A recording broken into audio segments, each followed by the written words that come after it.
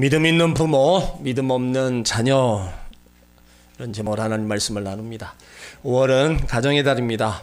하나님께서 우리에게 세워주신 중요한 축복 가운데 하나가 가정입니다.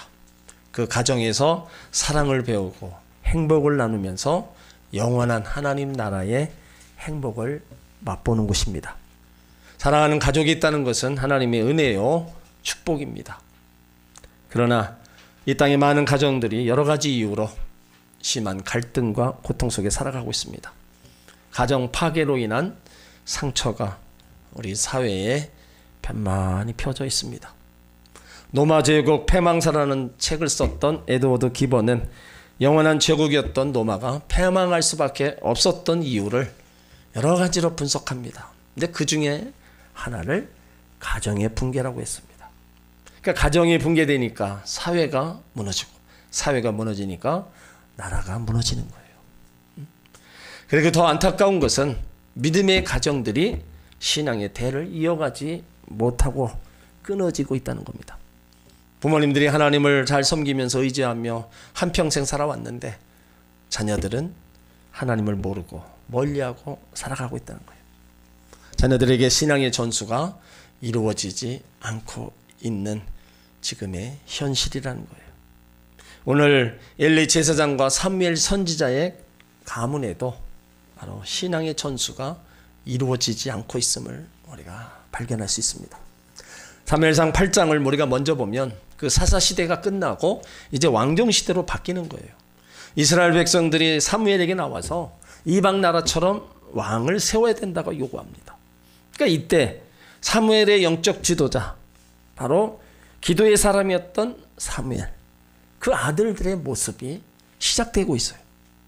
한나의 눈물로 태어났던 사무엘이 제사장이었고 사사였습니다. 하나님을 섬기고 나라를 잘 다스려서 귀한 사명을 감당해 나갔어요. 이스라엘 백성들을 미스바에 모아놓고 회개운동을 펼치고 블레셋 땅, 그 빼앗겼던 땅도 다시 회복했습니다. 사무엘이 사는 날 동안에 이스라엘을 통치하는 그 베델, 길갈 모든 곳에서 사무엘의 영향력은 커져갔습니다. 어느 곳에서든지 제단을 쌓으며 하나님을 섬겼던 흠없는 자였어요. 그런데 사무엘이 늙어지면서 자기 아들들을 사사로 세웠는데 믿음 없는 아들들이었던 거예요. 온갖 부정과 부패를 저질렀습니다. 그러니까 이것 때문에 왕을 세워달라는 요구가 일어난 거예요. 어떻게 선지자의 아들들이 이렇게 될 수 있을까? 응? 왜 선지자의 아들이 이렇게 이를 탐하고 부정을 판치는 이런 아들이 되었을까? 그 원인은 바로 지나친 자식 사랑입니다. 사무엘은요, 사사 제사장으로서 이스라엘을 잘 다스렸어요. 그러나 늙어서 자신이 사역을 마무리할 때 아들들을 사사로 세웠어요. 그래서 사사는 원래 한 사람씩 세우게 되면도 불구하고 두 사람을 함께 세웠습니다. 그러니까 하나님 앞에서 귀한 사역을 잘 감당하고 기도하다가 쉬는 죄를 범치 않겠다 할 만큼 신령한 사람이었는데 그 사역 말기에 이런 실수를 범하는 거예요. 그러니까 사사는 세습제도가 아닙니다. 하나님께서 불러 세워주심을 입는 게 바로 사사예요. 근데 사무엘은 노년에 하나님 뜻보다 자기 생각이 앞서요. 사무엘상 8장 2절에 두 아들의 이름이 나옵니다. 하나는 요엘이에요. 요엘이라는 뜻은 여호와는 하나님이시다. 그 아비야는 여호와는 아버지시다. 이런 뜻을 갖고 있어요. 그러니까 자녀들의 그 이름을 하나님을 사랑해서 그 자기들의 그 뜻을 이렇게 짓고 그 아들들의 이름을 지었습니다. 그런데 이 사무엘은 많은 사역을 하다 보니까 자녀들의 신앙을 제대로 양육하지 못했어요. 그래서 3절에 보면 그의 아들들이 그 아비의 행위를 따르지 아니했다. 외부 사역이 너무 많아서 자녀들의 신앙 교육을 등한시한 겁니다. 그러니까 자녀에 대해서 객관적 판단 없이 자신의 뒤를 이어 하나님의 일을 하도록 사사로 세웠던 거예요. 자녀에 대한 지나친 사랑, 애착, 자녀에 대해서 바로 객관적 판단을 못하게 합니다. 믿음 좋은 부모라 해서 믿음 좋은 자녀가 태어난 법은 없습니다. 믿음 좋은 부모에 의해서 잘 양육되어야 됩니다. 세상 이치 논리가 아닙니다. 주님이 원하시는 방법으로 자녀를 양육하고 또 훈계해야 된다는 거예요. 그러니까 지나친 자식 사랑에 붙잡히게 되면 주의 훈계, 교훈은 없는 겁니다. 자녀들의 교육을 다 지금은 세상에다 다 맡겨버립니다. 좋은 대학 가고 좋은 직장을 얻으면 그것이 성공하는 거로 여기고 있어요. 아닙니다. 부모가 자녀에게 먼저 해야 될 게 하나님을 섬기는 거, 하나님을 의지하는 거, 어려울 때 하나님을 찾아야 되는 거, 이거를 알려줘야 된다. 오늘 사무엘 선지자의 아들들, 이름은 여호와의 하나님이다, 여호와의 아버지다, 그런 뜻을 갖고 주어졌지만 그들에게는요 하나님이 없었습니다. 그 결과 아버지 그 사무엘의 행위를 따르지 않았답니다. 그러니까 자녀들에게 너무 사랑을 쏟을 때 징계하거나 매를 들지 못합니다. 잘못하더라도 시간이 지나면 괜찮겠지, 그냥 너무 관대해요. 자녀들에게 매를 드는 것은 전 근대적인 교육이라고 생각합니다. 그러나 하나님의 법을 떠날 때는 징계하라고 성경은 말씀하고 있어요. 잠언 29장 15절에 채찍과 꾸지람이 지혜를 주거늘 임의로 행하게 버려둔 자식은 어미를 욕되게 한다. 이 말씀이 사무엘에게 그대로 실현됐습니다. 부패한 죄성을 갖고 있는 인간은요 채찍과 꾸지람이 없으면 하나님의 진리를 받아들이지 않습니다. 그래서 잠언서에는요 끊임없이 잘못한 아들에 대해서 징계를 요구하는 거예요. 잠언 29장 17절에도 내 자식을 징계하라, 그리하면 그가 너를 평안하게 하겠고 또 내 마음에 기쁨을 주리라. 왜 이렇게 하나님이 징계하라고 그래요? 자녀들은요 우리의 소유가 아니라 하나님께서 양육하라고 맡겨주신 자녀들입니다. 그러니까 하나님은 그 자녀들이 잘못 행했을 때 징계하라고 말씀하고 있는 거예요. 내 아이들을 내 마음대로 할 수 없습니다. 하나님의 소유이기 때문에 하나님의 그 방법대로 자녀들을 양육해야 된다는 거예요. 그래야 자라서도 하나님을 떠나지 않는 겁니다. 오늘 사무엘은요 자녀 교육에 실패했음을 보여줍니다. 3절에 보면 그 아들들이 그 아비의 행위를 따르지 아니하고 이익을 따라 뇌물을 취하고 판결을 굽게 하니라. 하나님의 영광과 하나님의 이름을 높여줘야 되는데 자신의 이익을 위해서 부정한 돈을 받고 부정한 판결을 합니다. 그 결과 이스라엘 백성들이 왕을 세워달라는 요구에 불씨를 제공하는 거예요. 선지자의 아들 가지고는 안 되겠습니다. 이렇게 일을 탐하고 부정한 돈을 받고 판결하는데 선지자의 아들은 안 됩니다. 왕을 세워달라는 거예요. 우리에게 맡겨주신 자녀들은요 믿음으로 양육하지 못하면 반드시 하나님 우리에게 책임을 묻게 될 겁니다. 여러분 자녀들 사랑하십니까? 그 자녀도 구원받아야 할 대상으로 생각하십니까? 그렇다면 그렇게 자식을 사랑한다면 그 영혼에 관심을 가지시길 바랍니다. 가정에서 부모님들의 신앙의 본을 보일 뿐만 아니라 하나님을 의지하고 두려워하는 법을 가르치시길 바랍니다. 어느 분이 그래요. 아이고 목사님 뭐 그거 저절로 크면 되는 거 아닙니까? 우리가 뭐 옛날에 신앙생활 잘했습니까? 하나님 다 책임져 주시는 거 아닙니까? 여러분 아닙니다. 여러분이 믿음 좋다고 해서 저절로 믿음의 자녀로 만들어지지 않습니다. 믿음 좋은 부모 밑에서 저절로 믿음 좋은 자녀가 나올 수 없다는 거예요. 신앙 교육이 절대적으로 필요합니다. 그 신앙 교육에 있어서 교회에서 감당하는 거는요 지극히 제한적이에요. 그렇기 때문에 가정에서 신앙 교육이 절대적으로 필요한 거예요. 오늘 사무엘 선지자를 보면서 그의 믿음 좋은 부모, 근데 끝까지 말씀으로 양육하지 못하니까 그 실패로 끝나는 그 영적 교훈을 우리가 여기서 발견할 수가 있는 거예요. 여러분 세상에서 최고가 되는 거 물론 좋은 겁니다. 그렇지만 그것보다 더 중요한 거 자녀들에게 믿음이 있고 부모님들은 자녀들에게 믿음을 전수하고 하나님 나라를 가르치고 그 가치를 갖고 살아가도록 하는 겁니다. 우리의 욕심과 생각대로가 아닙니다. 하나님의 마음에 들도록 하나님의 방법대로 자녀들을 양육해야 될 줄 믿습니다. 여러분들의 가정에서 신앙교육이 다시 이루어지시길 바랍니다. 그래서 믿음의 부모라면 자녀들이 믿음의 자녀 되게 여러분들이 만들어야 돼요. 이런 안타까운 일이 바로 일어나서는 안 된다는 겁니다. 그리고 사무엘상 2장 12절 이하에 이제 이스라엘의 영적 지도자였던 엘리 제사장의 가문의 아들들의 모습도 나와요. 12절에 보면 엘리 아들들은 불량자라 여호와를 알지 아니하더라. 여호와를 알지 못하는 불량자라고 합니다. 이 불량자라는 문자적으로는 악한 아들들이란 뜻입니다.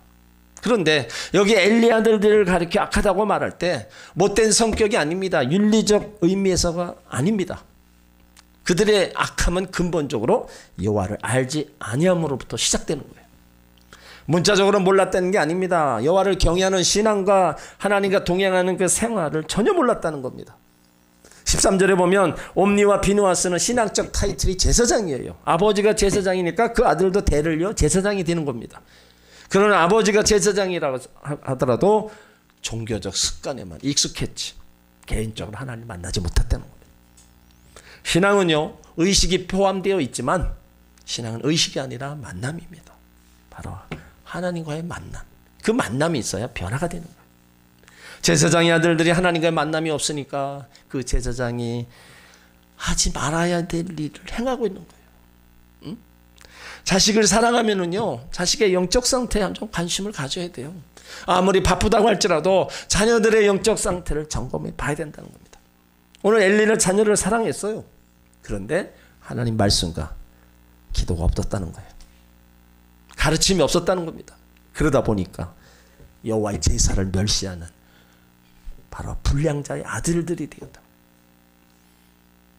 그들이 왜 불량자인가? 사무엘상 2장 13절에 나옵니다. 엘리의 두 아들 옴니와 비누아스는 제사 드리는 제물을 익히기도 전에 갈고리를 넣어 올려 제물을 모두 갈취했다 그랬어요. 응? 이스라엘 백성들이 하나님께 바치는 제물 중에는 제사장의 몫이 있었습니다. 하지만 그것은 하나님께 먼저 온전히 돌리고 난 다음에 제사장에게 돌아가야 되는 거예요. 그런데 엘리의 아들들은 이 엄한 규례를 지키지 아니하고 갈고리 가지고 걸려 나오는 고기들 그것으로 자기 것으로 취하는 일을 일삼았다는 겁니다. 그리고 15절 이하에 보면 기름을 태우기도 전에 제사 드리는 사람에게 제사장에게 구워드릴 고기를 내놓으라는 거예요. 그 기름으로 태우기도 전에 먼저 내놔라 이거예요. 화제에 대한 규례를 레위기 3장 16절에 말씀합니다. 모든 기름은 여호와의 것이니라. 이게 규정하고 있어요. 그 레위기 7장 25절에도 사람이 여호와께 화제로 드리는 희생의 기름을 먹으면 그 먹는 자는 자기 백성 중에 끊어지리라. 엄히 경고하고 있음에도 불구하고 그들은 제멋대로 고기를 잘라갔어요. 이스라엘 백성들 앞에서 하나님의 섬기는 법을 가르쳐야 되고 본이 되어야 되는 이 제사장, 오히려 하나님께 제사 드리려고 온 사람들 앞에서 하나님의 제물을 가로채는 바로 이런 짓을 행하는 겁니다. 그러니까 엘리 아들들은 제사를 우습게 여기고요, 그 제사장의 특권을 자기 욕심을 채우는 데만 남용하고 있었습니다. 그러니까 이런 행동에 대해서 하나님은 17절에 말씀합니다. 이 소년들의 죄가 여호와 앞에 심히 크면 그들이 여호와의 제사를 멸시했다. 엘리 아들들은 예배 멸시하는 마음, 하나님을 우습게 여기는 마음이 있었기 때문에 그런 행동이 나왔어요. 행동도 문제지만 행동을 낳게 한 마음, 그 생각이 더 큰 문제였어요. 그리고 22절에 보면요, 성전에서 일하는 여자들과 동침하기까지 합니다. 제사장의 직분자가 성전에서 일하는 여인들을 동침하는 이러한 일들을 행하고 있어요. 아들들이 왜 이렇게 타락하고 방종한지 하나님이 엘리에게 사자를 보내 책망하십니다. 29절에 보면 너희는 어찌하여 내가 나의 초소에서 명한 제물과 예물을 밟으며 내 아들들을 나보다 더 중히 여겨 내 백성 이스라엘이 드리는 가장 좋은 것으로 스스로 살찌게 하느냐. 하나님이 책망하시는 겁니다. 지금 엘리에게 제물과 제물을 다 밟았다. 그리고 여러분 29절 보세요. 내 아들들이 나보다 더 중요하냐 이거예요. 응? 그 마음속에 천국을 찔러 책망하는 겁니다. 네 아들들이 나보다 더 중요하냐? 응? 여러분 이 말에서 자유롭습니까? 여러분 아들들보다 하나님이 더 중요합니까? 하나님보다 아들들이 더 중요합니까? 응? 오늘 하나님이 엘리에게 책망하는 거예요. 네 아들들보다 나보다 더 중요하겠냐 이거예요. 여러분 우리가 자녀보다 하나님을 더 사랑하면 이건 문제가 시작되는 거예요. 응? 우리는 어쨌든 하나님 먼저입니다. 응? 마태복음 10장 37절에도 아비나오미를 나보다 더 사랑하는 자는 내게 합당치 아니하고 아들이나 딸보다 나 더 사랑하는 자도 내게 합당치 아니하다. 가족을 자녀를 싫어하고 미워하라는 말씀이 아닙니다. 우선권을 하나님께 맡기라는 거예요. 부모로서 자식을 위하는 가장 지혜로운 길은요, 자식보다 하나님을 더욱 사랑하는 겁니다. 자식을 망하게 하는 길은요, 하나님보다 자식을 더 사랑하는 거예요. 하나님은요, 자식보다도 더 하나님을 우리가 더 사랑하고 의지하기를 원하십니다. 아무리 귀한 자식이라도 바로 하나님보다 귀여기면 자식이 우상이 되는 겁니다. 여러분 하나님을 더 사랑하는 것이 자식을 위한 일임을 아셔야 됩니다. 여러분 서운하게 듣지 마세요. 내가 자녀를 하나님께 맡기면요, 하나님이 우리보다 자식을 더 잘 지키고 보호하십니다. 그래서 하나님께 맡기고 하나님 먼저 사랑하고 가라는 거예요. 하나님을 삶의 중심에 모시고 날마다 자녀들보다 하나님을 더 먼저 사랑하시길 바랍니다. 엘리 제사장 누구보다 하나님 사랑했어요? 그런데 자식만 사랑했지 자식을 바르게 교육시키지 못했습니다. 문제아는요, 그 문제아가 그냥 되는 게 아닙니다. 미안하지만 그 문제아 뒤에는 문제 부모가 있어요. 예전 부모들은 보통 4에서 5명의 자녀를 낳습니다. 부모님들이 먹고 사는 것이 바빠서 마지가 그 동생을 등에 업고 다 키우고 돌봤어요. 근데 그들은 그들 나름대로 질서가 있었어요. 서로 양보하고 서로 위해 줄 줄 알았습니다. 근데 오늘날 자녀들 그래요. 자녀들 한둘 낳다 보니까 예전보다 더 사랑하고 관심을 가지고 교육합니다. 그런데도 비교가 되지 않을 정도로 관심과 사랑을 받고 성장하지만 서로를 향한 이해심, 질서, 양보가 없어요. 자녀를 하나둘 낳다 보니까 아이를 보물처럼 여기고 원하는 거 다 해줍니다. 그러다 보니까 남을 배려하는 마음도 부족하고 고집과 욕심이 세져가는 거예요. 우리가 자녀를 사랑하되요, 하나님 사랑으로 그 방법으로 징계하고 우리가 사랑해야 됩니다. 자녀 양육 방법 성경에 다 있습니다. 그대로 하시면 되는 거예요. 근데 우리는 그것을 다 뒤로하고 세상에서 말을 하고 있는 그 자녀 양육법, 물론 그것도 좋아요. 그렇지만 우리가 하나님을 믿는 주의 백성이라면 말씀이 먼저 돼야 되잖아요.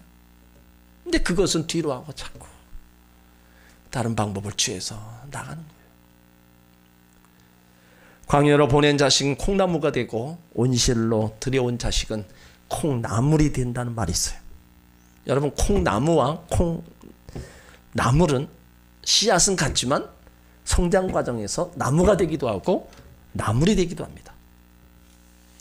다 같은 콩이지만 땅에 콩을 심으면 콩나무가 되고 시루에 재배하면 콩나물이 되는 거예요. 왜 이런 차이가 있느냐? 땅에 심겨진 콩은 자신이 썩어 바로 밑거름이 되고 그 싹은 핵을 내치고 나옵니다.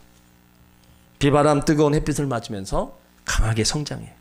그 결과 새로운 열매를 맺습니다. 또 먹거리를 제공할 뿐만 아니라 다음 세대를 이어가는 수천 년의 콩의 역사를 이어가는 거예요. 그런데 같은 콩이지만 시루에 재배하면 과잉보호를 받아 적당한 온도와 영양 공급 속에서 자라나 나물이 돼요. 그 결과 자기대로 끝나는 콩나물입니다. 여러분 여기에 아주 중요한 교훈이 있어요. 여러분의 자녀들을 콩나무로 키우고 싶으세요? 콩나물로 키우고 싶으세요? 응? 콩나무로 키우고 싶다면 하나님 말씀대로 양육해야 되는 겁니다. 엘리 제사장은요, 자녀들이 성막 안에서 하나님께 속한 제물, 예물들을 다 갈취하면서 성전에 수전되는 여인들과 다 동침하는 그 죄를 범했는데도 자식에 대한 그 사랑 때문에 징계하지도 않습니다. 그 내용이 없어요. 결국 제사장의 아들들이 불량자가 되는 거예요. 그러니까 자식을 감싸 돌려 하다가 영적 권위를 잃어버린 바로 아버지가 된 겁니다. 부모가 자녀의 신앙적 타락을 바로잡지 못하면 누가 잡아요? 자녀의 잘못을 누가 잡습니까? 잡을 사람이 없어요. 그럼 어떻게 해야 자녀 교육을 우리가 제대로 할 수 있어요? 부모가 자녀의 앞에서 영적 권위를 절대로 잊어버리면 안 됩니다. 신앙생활을 할 때까지 자식들이 알아서 하도록 가만히 내버려 두면요, 결국은 탈선하게 돼 있어요. 사람은 누구나 하나님을 떠나고자 하는 그 악한 본성으로 가진 죄인으로 태어나서 그것이 내 자식이라고 해서 결코 예외될 수 없습니다. 그러므로 자식의 그 신앙적 문제에 대해서 여러분 권위를 가지고 꾸준히 가르치고 명령할 수 있는 부모가 돼야 된다는 거예요. 오늘 23절, 24절을 보면 엘리 제사장이 자식들의 그 범죄의 소리를 들었을 때 이렇게 얘기합니다. 그들에게 이르되 너희가 어찌하여 이런 일을 하였느냐? 내가 너희 악행을 이 모든 백성에게 듣노라. 내 아들아 그리 말라. 내게 들리는 소문이 좋지 아니하니라. 너희가 여호와의 백성으로 범각케 하는도다. 죄를 두려워하는 마음으로 야단치거나 책망하지도 않고 징계하지도 않습니다. 그냥 얘들아 그리 말라. 여러분 이게 말로 끝날 얘기예요. 그 아버지의 권위를 상실해 버리니까 이렇게 되는 거예요. 구약시대 아버지의 권위는 대단했습니다. 그 아버지의 축복권 자식에게 지대한 영향을 끼쳤어요. 그래서 야곱이 그 아버지의 축복을 받으려고 에서의 행색을 하고 축복을 받은 겁니다. 여기 엘리도 마찬가지입니다. 그 아버지의 영적 권위의 모습을 발견할 수가 없어요. 사무엘상 3장 13절에 보면 하나님이 엘리를 책망하기를 너희 아들이 저주의 길을 걸어갈 때 너는 왜 막지 못했냐? 여러분 분명히 보세요. 그가 자기 아들들이 저주를 자청하되 금지하지 아니했습니다. 하나님이 지금 우리들에게 책망하십니다. 왜 네 아들들이 저주의 길을 걸어가는데 왜 막지 않느냐? 이거는요 엘리에게만 얘기한 게 아닙니다. 지금 저와 여러분들에게도 똑같이 책망한 말씀입니다. 왜 자녀들 그냥 내버려 두냐 이거예요. 예? 생명의 길을 가고 영생의 길을 가지 않는 자녀들을 저주의 길을 가고 있는 그들을 왜 그냥 내버려 두냐 이거예요. 예? 결국엔 부모에게 책임을 묻는 거예요. 자녀 교육 여러분 물론 관심 가져야 돼요. 학원 보내고 학교 보내고 다 공부시키고 좋은 직장 들어가고 다 가져야 됩니다.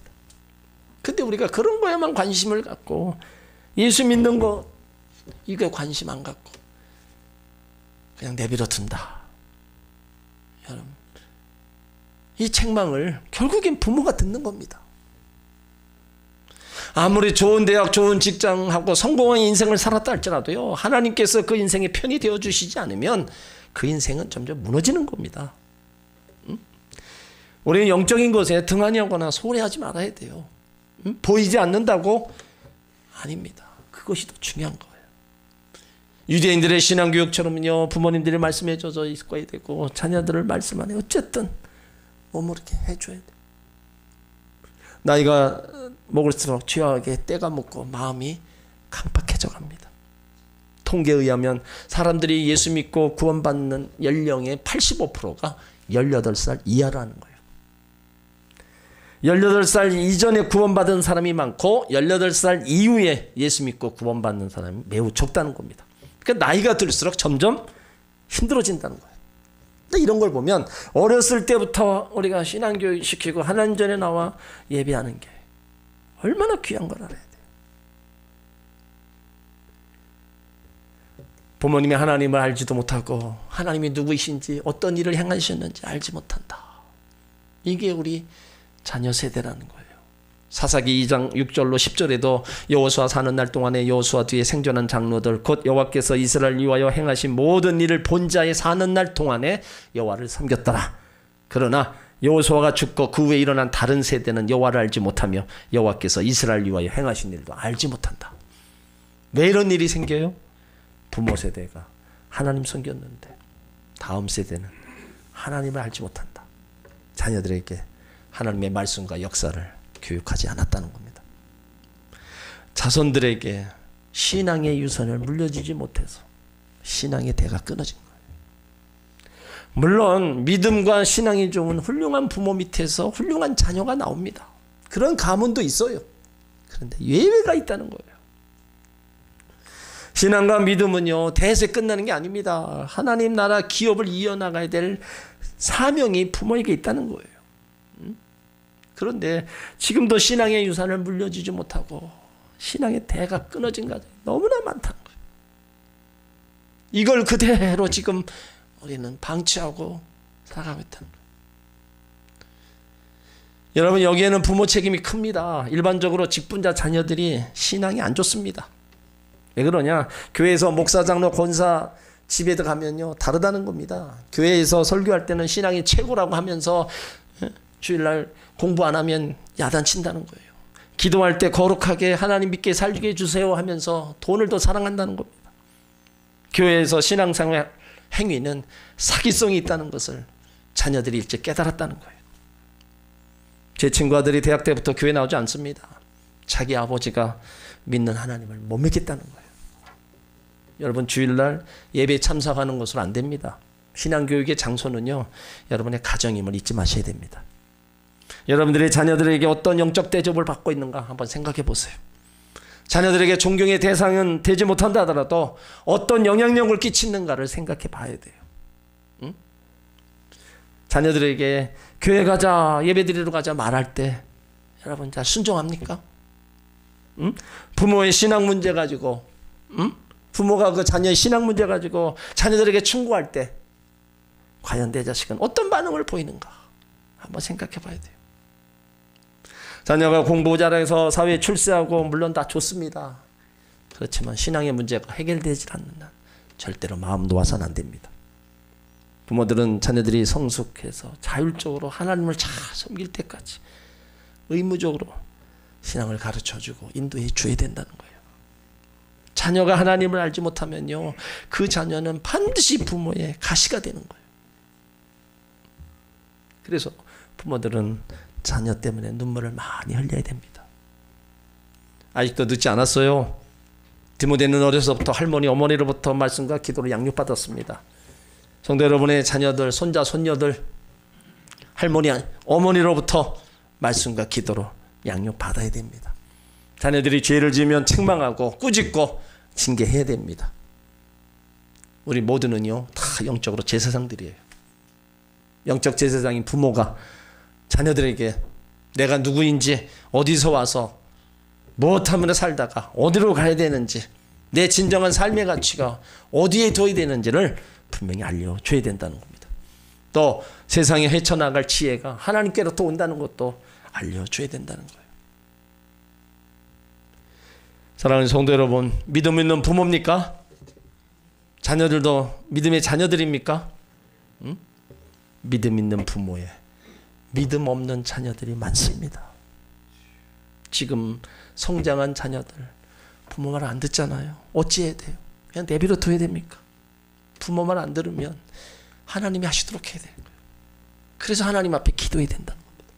그 자녀를 필요한 거는 부모님의 눈물의 기도라는 거예요. 예수님은 내 자녀를 위해서 울라 그랬어요. 응? 예수님이 누군지도 모르고 죄악의 길을 가고 있는 자녀들을 위해서 울며 기도하라는 거예요. 하나님, 자녀들이 하나님 믿게 하옵소서. 믿음의 자녀 되게 해달라고. 예수 믿고 구원받고 인생의 꿈을 예수님과 함께 이루는 자녀 되게 해달라고 끊임없이 기도하라는 겁니다. 그래야 응답하셔서 하나님 자녀가 되고 부모의 신앙을 이어서 대를 이어서 나가는 자녀들이 될 줄 믿습니다. 부모의 기도는요, 자녀들의 영적 상태에 지대한 영향을 끼치는 거예요. 응? 오늘 사무엘 선지자, 엘리 제사장, 어떻게 보면 제사장의 자녀들이 이럴 수 있나? 우리들도 똑같은 제사장입니다. 이들 가정 뭘 할 거 없어요. 우리 가정도 지금 그와 같은 현상이 일어나고 있어요. 그러면 이것을 그냥 보고만 있으면 안 되잖아요. 하나님이 하시도록 우리가 해야 될 일은 기도하고 또 기도하는 겁니다. 요한 예슬레 어머니는 말씀과 기도로 자녀들을 끝까지 양육했어요. 예슬레의 고백한 말이 나는 내 어머니가 만든 작품이다. 내 인생의 영원한 스승은 주의 성령님이었고 나를 만든 분은 그 성령님의 지시를 따라 나의 어머니가 만들었다. 부자와 모녀가 하나님 섬기는 신앙, 여러분 이보다 아름다운 신앙 없습니다. 온 집안이 하나님을 섬기는 가문으로 축복을 누리시길 바랍니다.